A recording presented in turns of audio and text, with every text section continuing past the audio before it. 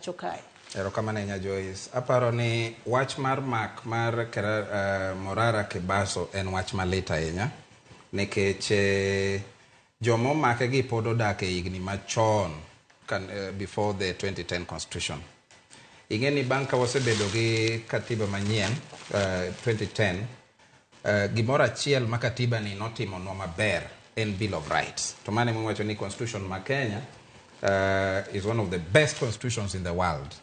To tabu ma wan go en ni nitiere joma pod odak gi paro machon cha manyalo biro iri to maki amaka tisoyie but tidhi kodi kata kama ok ong'e kama nitie.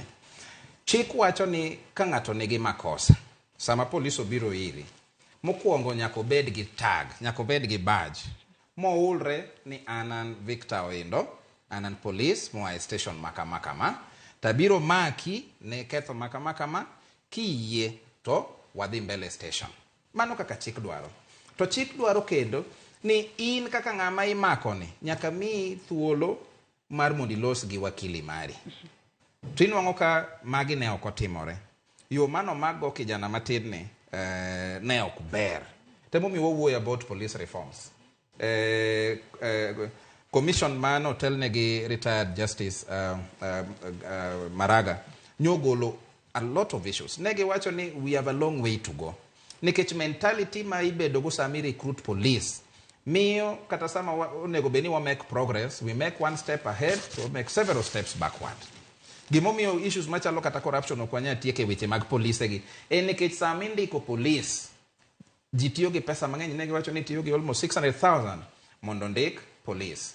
Koro an kaka nene en ni sirikal onego wuog oko mondo oyiene Morara Kibaso obed gi wakil mare olos kode to bende onego beni kawuono itere court. Kik bed ni dwa kane kacha mana kaka Joseph nowacho ni is held incommunicado. Being held incommunicado gin gik mane timo ndalo machon, ok gen in a modern democracy. Koro en makosa kabisa. In fact onego beni IPOA wuok oko sani mondo mi open charges. IPOA nego open charges ne police manodhi omako ng'ani moko lerore moko miye thuolo kaluwore kaka katiba mare Kenya wacho nego beni miye thuolo no ero. Kamano. To nyalo bedo nang'o ma sirikal luoro momiyo sani koro ma karawera mana ma Morara nikech wang'e ni Morara gino mosebedo kotimo en mana akiana wach ni en pedho gigo ma sirikal ok osebedo katimo maber lela nikech osebedo kwanno kuwuotho kata counties mopogore opogore to wacho ni project makama nochake ndalo makama omenda manokete nen kama to kumochopo en ka onge gima dhi mbele. Ingeni ji oluor adier, onge ng'ama ohero adier. Muma ema wacho ni wacha adier mondo ibed thuolo. To kata in ema sani ng'ato we ni dwa luwi mana gadier tir to nitie kaka ibiro kwere ni odwa donjo asika ahinya. Taparo ni sirikal ma wan go oluor adier. Adieri mantiere en ni wan gi ghost projects mang'eny both at national and county government. Wan gi projects ma kaka yore moko nitie mang'eyo kata na Luo Nyanza kacha mosebedo launch didek.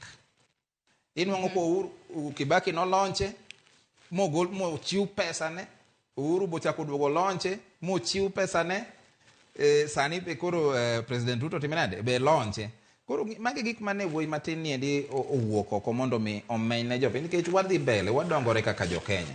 To sama wadongore tiende ni onego beni everybody has their right to express themselves and they have right to information. Ng'ani ne miyo jo Kenya information mar ni kaka nyaneno kodhi Green Stadium Makarecho kwen koma kirae kojacho. Mo kaja kendo setie gi over 300 million to pap en mana gimoro nono. Maybe king yo gimo setiyo kaja to is less than 10 million. To ananeno ni gima sirikal onego bedgo kong'eyo en ni nitiere Morara Kibaso gi mang'eny to ka ne ber in a progressive society to onego bed ni gimiyo jogi thuolo jomineno mabedo nikech sirikal bonego bed gi joma ng'iyo ng'eyi joma ng'isi kuonde ma kuonde ma ok idhiye maber. To ka giketo ni kiomo ni iwuoyo matin ni to se dinguti kiomo ni wuoyo matin to se dinguti kendo joka jomoko wacho ni diye kabisa pod oyueyo nyon ng'ute kabisa.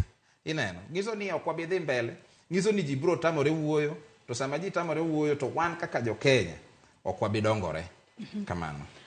To mduku karwaki e twak okinyi ma kawuono wach ni mara Morara Kibaso en wach ma bende omako ji gi buok kalure ne kiwinjo kata kaka okinde mage ne loso onge ng'at mora mong'eyo ni jomage manomake ok oyiene loso kod okel to ang'e gino ma chik wacho kotudore kod rights mag ng'amo mak kod obila to mago duto kwasebedo kwaneno ka timore ahinya te sirikal ni mar Kenya Kwanza